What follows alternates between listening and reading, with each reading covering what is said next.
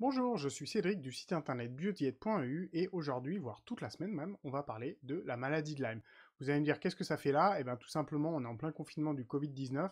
Vous allez comprendre que au cours du déconfinement, après, vous allez vraiment vouloir envie de profiter de sortir. Et moi, je veux dire comment il faut vraiment se protéger de cette maladie qui est vraiment pas sympathique. Avant toute chose, vous pouvez vous inscrire juste en dessous à la chaîne YouTube et n'hésitez pas à poser des commentaires ou des questions si vous en avez. C'est avec grand plaisir que j'y répondrai. Si vous avez aimé la vidéo, n'hésitez pas à mettre un petit pouce vers le haut. Ça me donnera vraiment du baume au cœur pour en faire d'autres, tout simplement. Alors, on en revient à notre maladie de Lyme. Qu'est-ce que c'est? Vous avez peut-être déjà entendu parler de ça. C'est grosso modo, c'est une maladie qu'on attrape quand on est piqué par une tique et qui cette tique a été infectée par ce qu'on appelle la borrelie ou la borrelia, pardon, plutôt.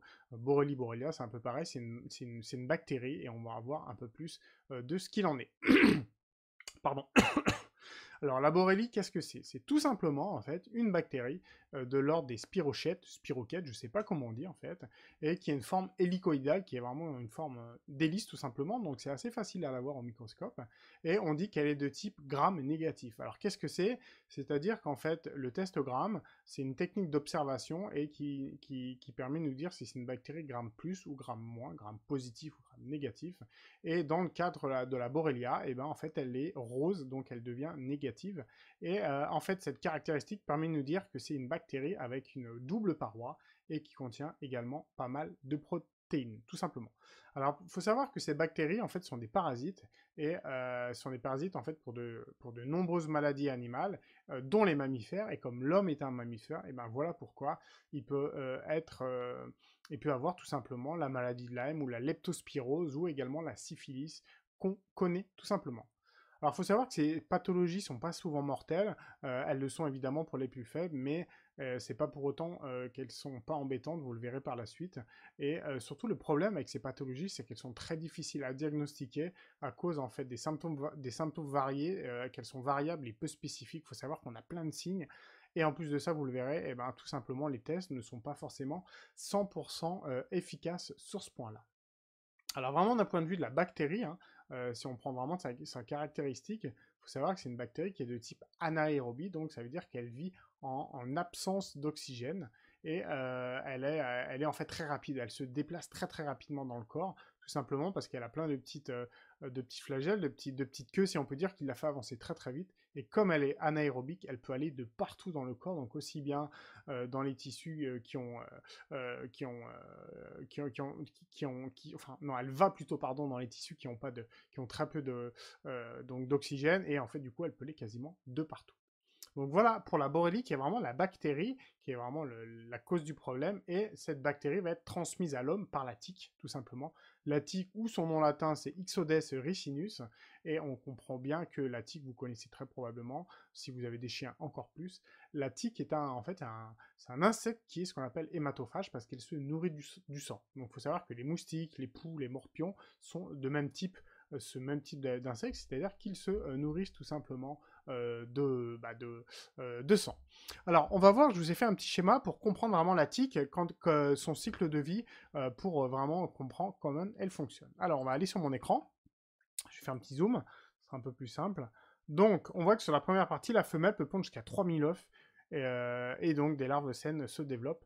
Donc, à partir de là, 3000 œufs, ça fait énormément, bien évidemment. Excusez-moi, 3000 œufs, pas tous vont donner des larves vivantes, mais ça en fait un paquet. Donc, la larve est à ce niveau-là, et donc c'est quand les larves qu'elles se nourrissent du sang d'animaux porteurs de la bactérie Borrelia, responsable de la maladie de Lyme. Là, on considère qu'elle touche principalement les petits animaux. Donc, pendant ce cycle, elle va devenir donc une nymphe, et c'est à partir du moment qu'elle est nymphe, donc que sa forme agrandit, que sa taille, pardon, agrandit, que la larve double de volume et se transforme donc en nymphe. C'est à ce stade-là qu'elle pique les humains et peut les infecter. Il faut savoir qu'on considère à peu près que 30% des tiques sont porteurs de la bactérie, donc la Borrelia, et qui va donner la maladie de Lyme. Après ce stade, la nymphe devient adulte, et quand elle est adulte, donc la tique se nourrit sur des grands mammifères, principalement des cerfs, des sangliers, s'accouple, puis se laisse tomber au sol pour repondre des œufs. Et c'est ainsi de suite que le cycle commence. Alors, on va voir un peu, je vous ai fait une deuxième photo, si elle veut bien, voilà, qui va arriver. Je vais aussi zoomer un peu plus pour que vous voyez mieux. Donc le nom, en fait, c'est Burgdorferi, c'est Borrelia burgdorferi. Il faut savoir qu'il y en a plusieurs, mais c'est une qui est principale porteuse de la maladie de Lyme. Alors, on voit également que les œufs sont développés, ça devient une larve, comme on l'a vu. Après, elle va plutôt s'attacher sur les petits animaux. Et après, elle va devenir lymphe.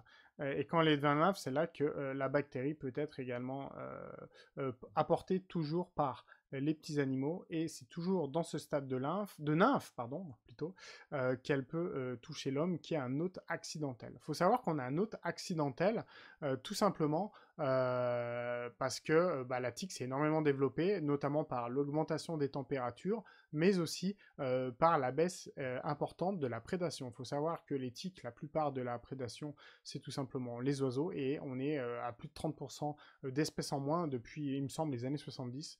Donc autant dire que la tique actuellement n'a que très peu de prédateurs.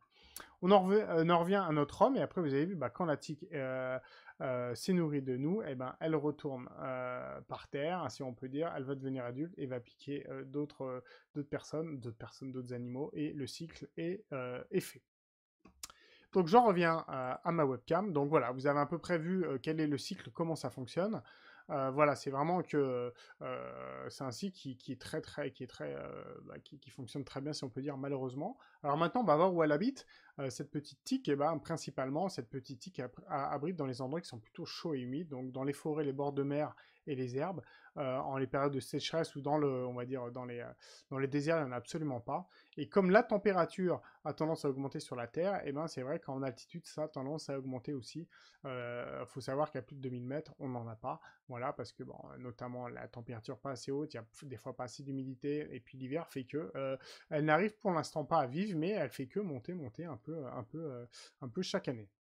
Clairement, pour les identifier quand vous avez des endroits humides et chauds, eh ben, c'est vraiment là qu'elles vont se trouver. Au même titre que si vous êtes infecté, elles vont vraiment aller dans les endroits humides, les plus chauds et les plus humides, donc clairement sous les bras, au niveau de l'aine, ça peut être dans le nombril, et ça peut être au niveau du périnée également. Donc c'est vraiment les endroits qu'il faut vérifier si vous avez fait une balade.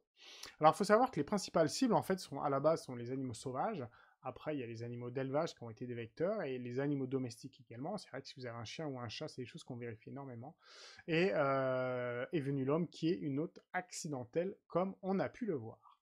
Voilà pour le premier jour des 5 vidéos sur la maladie de Lyme. J'espère vous en avoir appris, vous avoir initié. Voilà, si vous avez des questions pour demain, n'hésitez pas à les mettre. C'est avec grand plaisir vraiment que j'y répondrai. Mais sachez que cette maladie de Lyme, c'est vraiment un gros problème de santé publique. On l'oublie un peu, mais c'est vrai que quand j'avais mon magasin, j'ai fait plusieurs journées d'information et j'ai organisé un séminaire, pas un séminaire, une conférence avec Jean-Patrick Bonardel, qui est un spécialiste en France de la maladie, qui a la maladie. C'est aussi pour ça que c'est très important, et on verra qu'il s'est même fait, et il a proposé en fait un protocole de plantes qu'il a testé sur lui-même pour le proposer au grand public. Donc voilà, voilà, j'espère que vous en avez appris. Vous comprenez maintenant que la maladie de Lyme, c'est hyper important, et que cette maladie, dès qu'on l'a, malheureusement, on l'a à vie, et c'est bien le problème. Je vous souhaite une bonne après-midi, une belle soirée, et je vous dis à demain pour la suite des vidéos sur la maladie de Lyme. Au revoir.